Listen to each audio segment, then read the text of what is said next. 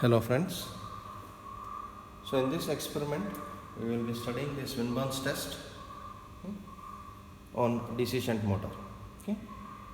So we know that there are various testing methods to test the motors. Okay. Many are direct tests, many are indirect tests. Okay. And Swinburne's test is the indirect method of testing the machine where the actual load on the motor is not put. Okay. The theoretical aspect of Swinburne test is already been in detail explained in the previous session of the lab. Okay, and the lecture video of the same is shared with you all. Please go through that video. Okay, in this session now I will be telling you how to simply conduct the experiment and take the readings. Okay, and even the calculation part has been explained to you. Okay, so please go through those calculations once I will give you these readings. Okay, so the circuit has already been connected. So Swinburne's test is conducted on DC shunt motor. Okay, Swinburne's test is conducted on DC shunt motor. Using this test results, I will be calculating the constant losses, and using the constant losses and assuming the currents, load currents or full load currents of the motor and generator, I can get the efficiency of the same machine, the motor, when operating as generator and when operating as motor, depending upon the equations, okay, that I choose. Okay. So here the circuit diagram of the experiment. The aim of the experiment is to predetermine the efficiency of the DC shunt motor using Swinburne's test. Okay. The motor is operated as motor for testing purpose, but using the calculations, okay, test calculations, I can obtain the efficiency of this motor when operating as generator as well as when operating as motor. Okay. So the circuit diagram goes like this. So this is very simple series circuit diagram. So this is a circuit diagram. Okay, the same connections are being given. Okay, so as per the circuit diagram, the supply is connected to line ammeter of 0 to 5 amps is sufficient. Okay, on board I have 10 amperes. I will be using the same 10 amperes because it is a no load operation. The current will not be much. Okay, the before that I will show you the specifications of the motor. These are important. So the specifications, please note the specifications of the motor. Okay. Specifications of the DC shunt motor on which I want to conduct the Swinburne's test. Okay. So these are the specifications. The line current is 12 amperes, voltage is 220 volts, shunt wound machine with a speed of 1500 rpm rated, and it is a 3 HP motor. Okay. So the IL in the calculation will be, okay, line current in the calculation will be this 12 amperes. Okay, you should use IL as 12 amperes for this motor. Okay. So this circuit diagram, okay, as per the circuit diagram the connections are done. Okay. So positive of supply is connected to positive of ammeter. Positive of supply is connected to positive of ammeter. Sorry, positive of supply is connected to positive of ammeter.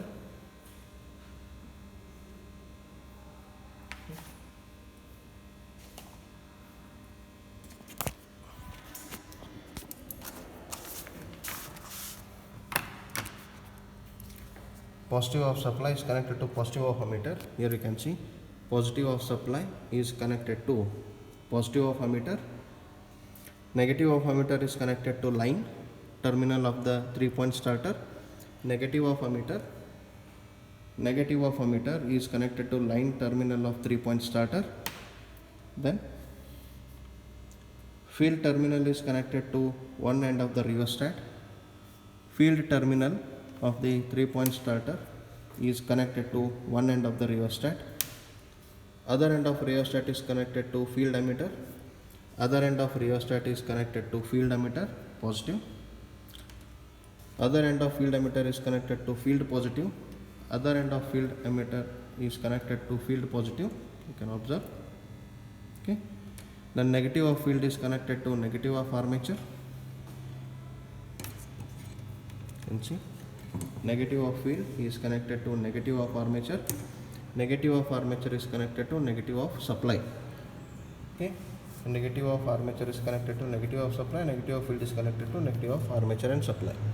Then armature terminal of the 3-point starter is connected to the positive terminal of the armature. You can observe. Okay, you can observe positive terminal of the armature. Negative terminal of the armature is connected to negative terminal of the supply. So this is the connection. Okay.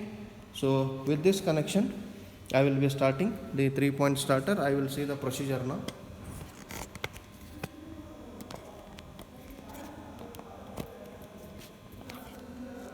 I will look into the procedure. Okay. So connections are made as per the circuit diagram. We have done the connections as per the circuit diagram. Okay. Then keep the field rheostat at cutout position. Now I have to keep the field rheostat at cutout position. The current will enter in this terminal from the F terminal of the starter, and it will flow from this slider, and it will exit from this terminal out. Okay. So this part of the field wire, rheostat wire, is out of the circuit, hence it is in cutout position. So this is the cutout position of the rheostat. Okay. So second part is done. Third, start the motor with the help of 3-point starter and adjust the speed to rated value. Now I should be starting the motor using 3-point starter. Then I should check the speed of the motor. If it is at rated speed, take the readings. If not in rated speed, adjust this field rheostat and to the rated speed 1500 rpm, then take the readings. Okay. Note the readings of all the meters. Bring back the rheostat to original position and switch off the supply. Okay. So once I take the motor to its rated speed, then I have to take the readings. What are the readings I should be taking? It is in the tabulation. The no load line current I0, IA0 or I0. The no load line current is obtained from this ammeter, line ammeter, that is 0 to 10 amperes, this ammeter. Field current is obtained from field ammeter. Voltage is obtained from the voltmeter connected. Then no load armature current can be found out once I know the no load line current and the no load the field current. Okay. So I will be starting the motor using 3-point starter. Now start the motor using 3-point starter. First switch on the supply. Switch on the supply. Start the motor using 3-point starter. So you can hear the sound that the motor has started. Okay. Now we will check the speed of the motor. We will go to the motor shaft. Using this digital tachometer, I will check the speed of the motor.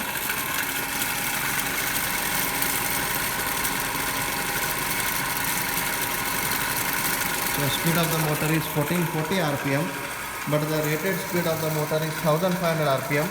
Now I should be varying the rheostat so that I will get the rated speed. Okay. I will fix this recording.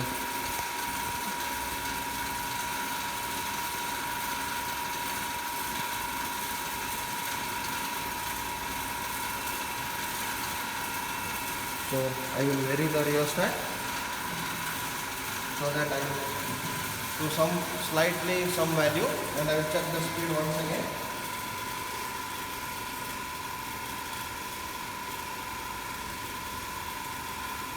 The speed is slightly higher than 1500 rpm.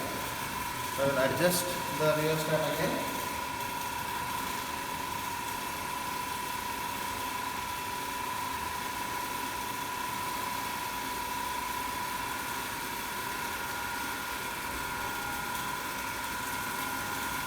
So the speed is 1502 rpm.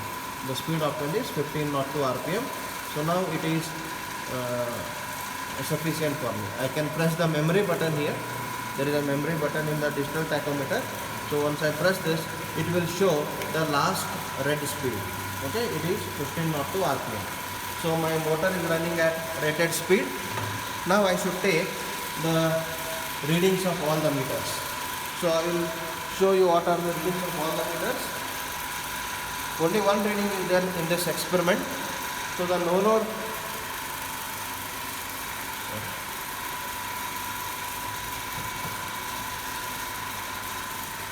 very small.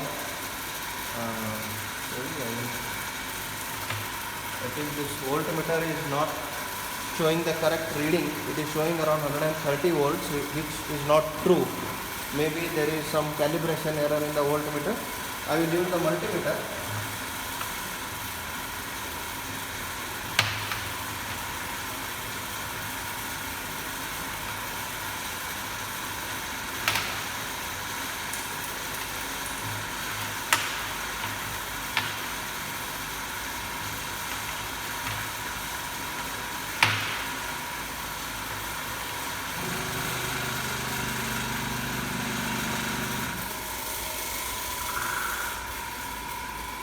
I will use multimeter for measurement of voltage.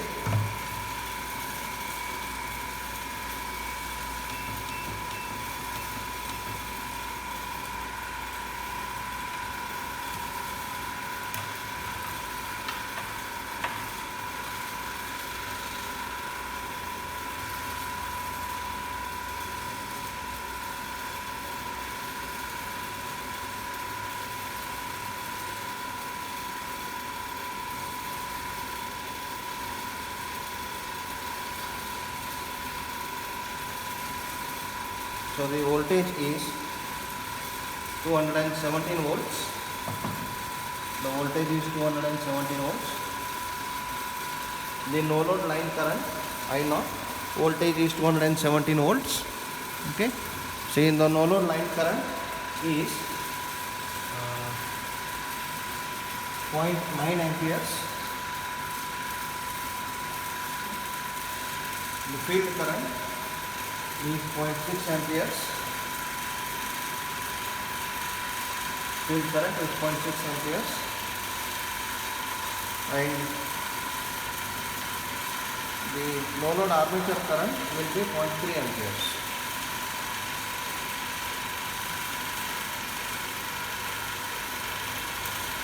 So these are the readings.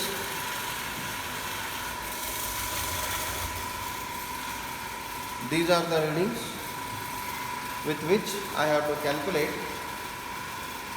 the constant losses and the efficiency of the DC machine. Okay.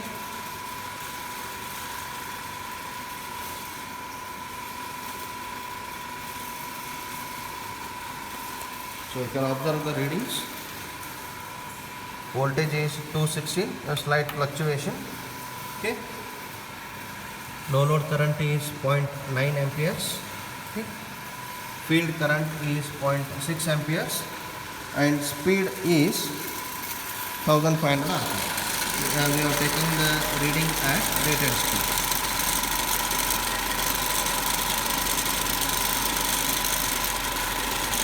Okay. Small variations will be there. Okay. So the readings what we have taken, okay, are at the rated speed. So with these readings I will be calculating my constant losses, efficiency of motor as well as generator. So this is all about the Swinburne's test. Okay. So we'll end here. In the next session we will be taking up one more experiment. Okay. Thank you.